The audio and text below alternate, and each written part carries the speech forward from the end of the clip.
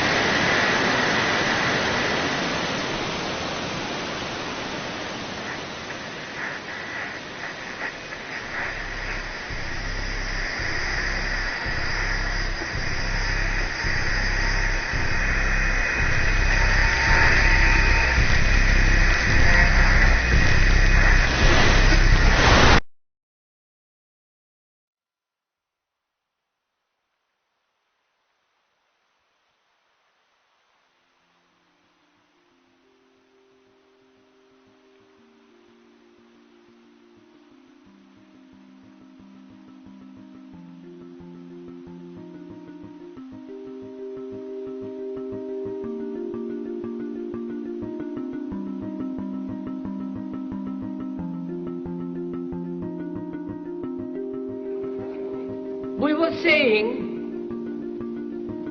how very important it is to bring about in the human mind the radical revolution. The crisis is a crisis in consciousness,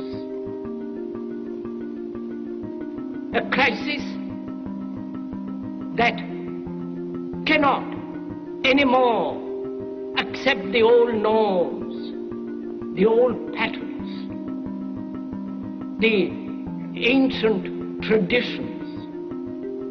And considering what the world is now, with all the misery, conflict,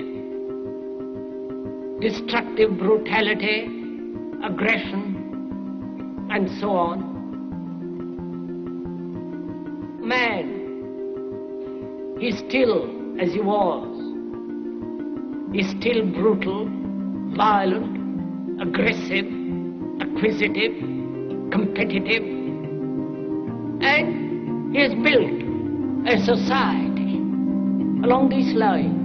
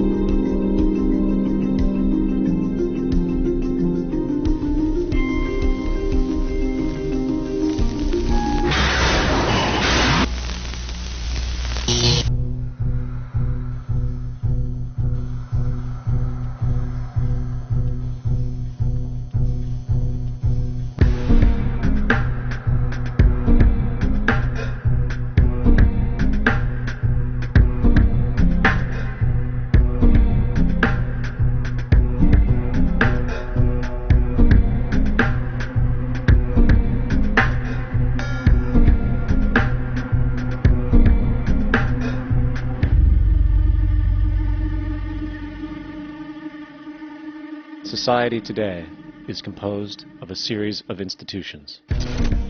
From political institutions, legal institutions, religious institutions, to institutions of social class, familial values, and occupational specialization. It is obvious the profound influence these traditionalized structures have in shaping our understandings and perspectives. Yet, of all the social institutions we are born into, directed by, and conditioned upon, there seems to be no system as taken for granted and misunderstood as the monetary system. Taking on nearly religious proportions, the established monetary institution exists as one of the most unquestioned forms of faith there is. How money is created, the policies by which it is governed, and how it truly affects society are unregistered interests of the great majority of the population.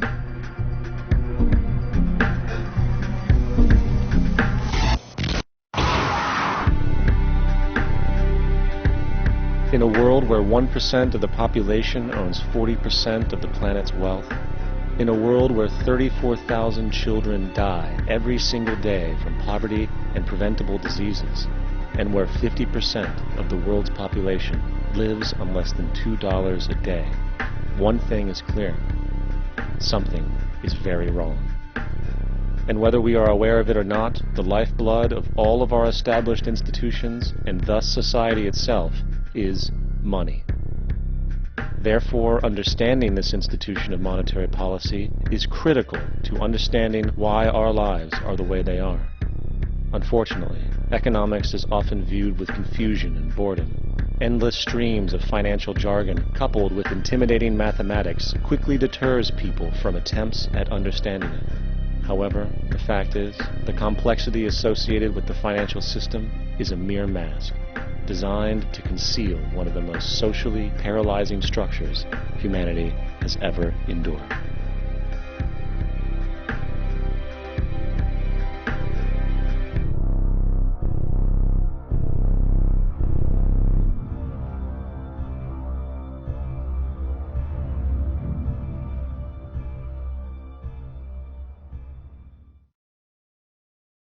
A number of years ago, the Central Bank of the United States, the Federal Reserve, produced a document entitled Modern Money Mechanics.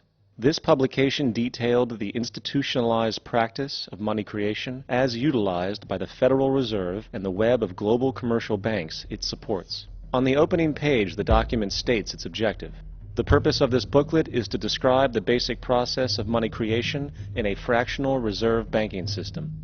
It then proceeds to describe this fractional reserve process through various banking terminology, a translation of which goes something like this. The United States government decides it needs some money, so it calls up the Federal Reserve and requests, say, $10 billion. The Fed replies saying, sure, we'll buy $10 billion in government bonds from you. So the government takes some pieces of paper, paints some official-looking designs on them, and calls them treasury bonds. Then it puts a value on these bonds to the sum of $10 billion and sends them over to the Fed. In turn, the people at the Fed draw up a bunch of impressive pieces of paper themselves, only this time calling them Federal Reserve notes, also designating a value of $10 billion to the set. The Fed then takes these notes and trades them for the bonds. Once this exchange is complete, the government then takes the $10 billion in Federal Reserve notes and deposits it into a bank account. And upon this deposit, the paper notes officially become legal tender money, adding $10 billion to the U.S. money supply. And there it is. $10 billion in new money has been created.